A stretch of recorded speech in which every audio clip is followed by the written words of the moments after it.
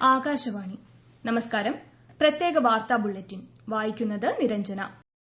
നാളെ നടക്കുന്ന ബിംസ്റ്റെക് ഉച്ചകോടിയിൽ പങ്കെടുക്കാനായി തായ്ലൻഡിലെത്തിയ പ്രധാനമന്ത്രി നരേന്ദ്രമോദി തായ്ലൻഡ് പ്രധാനമന്ത്രിയുമായി കൂടിക്കാഴ്ച നടത്തി.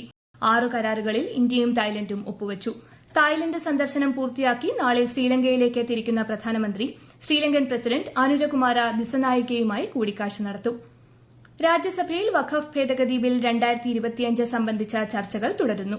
വഖഫ് സ്വത്തുക്കളുടെ സുതാര്യത ഉറപ്പാക്കുകയാണ് ബില്ലിലൂടെ ഉദ്ദേശിക്കുന്നതെന്ന് ബിൽ അവതരിപ്പിച്ചുകൊണ്ട് കേന്ദ്രമന്ത്രി കിരൺ റിജിജു പറഞ്ഞു. കോൺഗ്രസ്, സിപിഐഎം, സമാജ്വാദി പാർട്ടി, ഡിഎംകെ ഉൾപ്പെടെയുള്ള പ്രതിപക്ഷ പാർട്ടികളിലെ അംഗങ്ങൾ ബില്ലിനെ രൂക്ഷമായി എതിർത്തുകൊണ്ട് രംഗത്തുവന്നു. 12 മണിക്കൂറിലേറെ നീണ്ട ചർച്ചയ്ക്ക് ശേഷം ലോക്സഭ ഇന്ന് പുലർച്ചെയാണ് വഖഫ് ബിൽ പാസാക്കിയത്. ഇന്ത്യൻ തീരദേശ മേഖലയിൽ വ്യാപാരം നടത്തുന്ന കപ്പലുകളെ നിയന്ത്രിക്കുന്നത് ലക്ഷ്യമിട്ടുള്ള കോസ്റ്റൽ ഷിപ്പിംഗ് ബിൽ ലോക്സഭ പാസാക്കി. തീരദേശ വ്യാപാരം പ്രോത്സാഹിപ്പിക്കുക, ആഭ്യന്തര പങ്കാളിത്തം വർദ്ധിപ്പിക്കുക തുടങ്ങിയവയും ബിൽ ലക്ഷ്യമിടുന്നു. രാജ്യത്തിന്റെ സമ്പദ് വ്യവസ്ഥയെ ശക്തിപ്പെടുത്തുന്നതിൽ ഷിപ്പിംഗ് മേഖല സുപ്രധാന പങ്ക് വഹിക്കുന്നതായി കേന്ദ്രമന്ത്രി സർബാനന്ദ സോനോവാൾ പറഞ്ഞു. ആശാപ്രവർത്തകരുടെ വേതന പരിഷ്കരണം നടപ്പാക്കുന്നത് സംബന്ധിച്ച് കമ്മീഷനെ നിയോഗിക്കുമെന്ന നിർദ്ദേശം മുന്നോട്ടുവച്ച് സംസ്ഥാന സർക്കാർ. ആരോഗ്യമന്ത്രി വീണ ജോർജുമായി ആശാവർക്കർമാരും തൊഴിലാളി സംഘടനാ പ്രതിനിധികളും നടത്തിയ ചർച്ചയിലാണ് സർക്കാർ നിർദ്ദേശം. എന്നാൽ ആശമാർ നിർദ്ദേശം അംഗീകരിച്ചില്ല. അന്തിമ തീരുമാനമാകാത്ത സാഹചര്യത്തിൽ നാളെ വീണ്ടും ചർച്ച നടത്തുമെന്നാണ് വിവരം.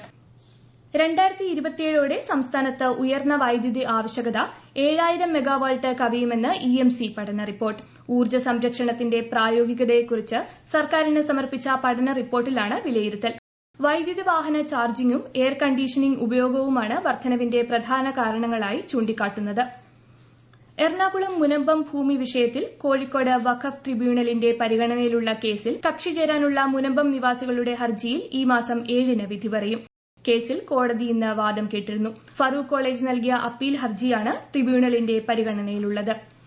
ഓപ്പറേഷൻ ഡി ഹണ്ടിന്റെ ഭാഗമായി സംസ്ഥാന വ്യാപകമായി നടത്തിയ സ്പെഷ്യൽ ഡ്രൈവിൽ 66 കേസുകൾ കൂടി രജിസ്റ്റർ ചെയ്തു. നിരോധിത മയക്കുമരുന്ന് കൈവശം വെച്ചതിന് 77 പേരാണ് അറസ്റ്റിലായത്.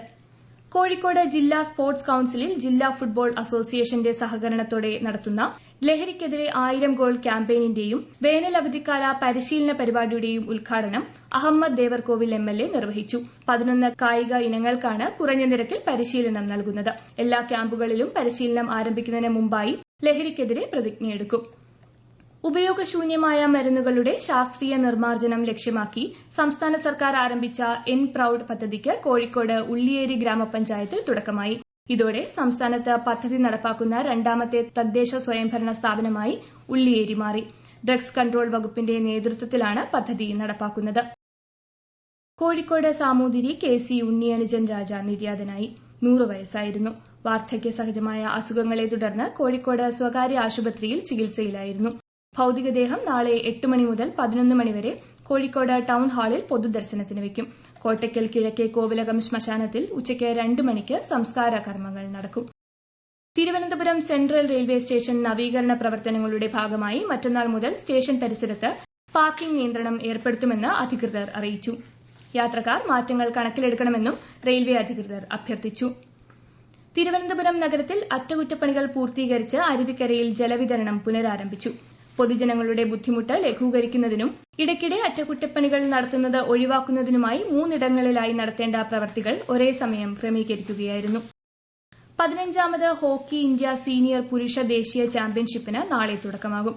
ഉത്തർപ്രദേശിലെ ഝാൻസിയിൽ മേജർ ധ്യാൻചന്ദ് ഹോക്കി സ്റ്റേഡിയത്തിലാണ് മത്സരങ്ങൾ. ടൂർണമെന്റ് ഈ മാസം 15-ന് സമാപിക്കും. നേതൃപാടവം വളർത്തിയെടുക്കാനും രാജ്യത്തിന്റെ വികസനത്തിനായി പ്രവർത്തിക്കാനും യുവാക്കളോട് ആഹ്വാനം ചെയ്ത് കേന്ദ്രമന്ത്രി മൻസുഖ് മാണ്ഡവ്യ. ന്യൂഡൽഹിയിൽ നടന്ന വികസിത് ഭാരത് യൂത്ത് പാർലമെന്റിന്റെ സമാപന ചടങ്ങിൽ സംസാരിക്കുകയായിരുന്നു അദ്ദേഹം. ദേശീയ യുവജന അവാർഡും വികസിത് ഭാരത് യൂത്ത് പാർലമെന്റ് അവാർഡുകളും ചടങ്ങിൽ സമ്മാനിച്ചു. ഉത്തരാഖണ്ഡിലെ ഉത്തരകാശി ജില്ലയിലുള്ള യമുനോത്രി ധാമിന്റെ കവാടങ്ങൾ ഈ മാസം 30-ന് തുറക്കും. 30-ന് ഖർസാലി ഗ്രാമത്തിൽ നിന്നുള്ള ഘോഷയാത്ര യമുനോത്രി ധാമിലേക്ക് പുറപ്പെടുമെന്ന് യമുനോത്രി ക്ഷേത്ര കമ്മിറ്റി സെക്രട്ടറി സുനിൽ ഉനിയാൽ അറിയിച്ചു. കേദാർനാഥ് ധാം മെയ് 2-നും ബദ്രിനാഥ് ധാം മെയ് 4-നും തുറക്കും. വാർത്തകൾ കഴിഞ്ഞു. അടുത്ത വാർത്താ പ്രക്ഷേപണം നാളെ രാവിലെ 6:45-ന്.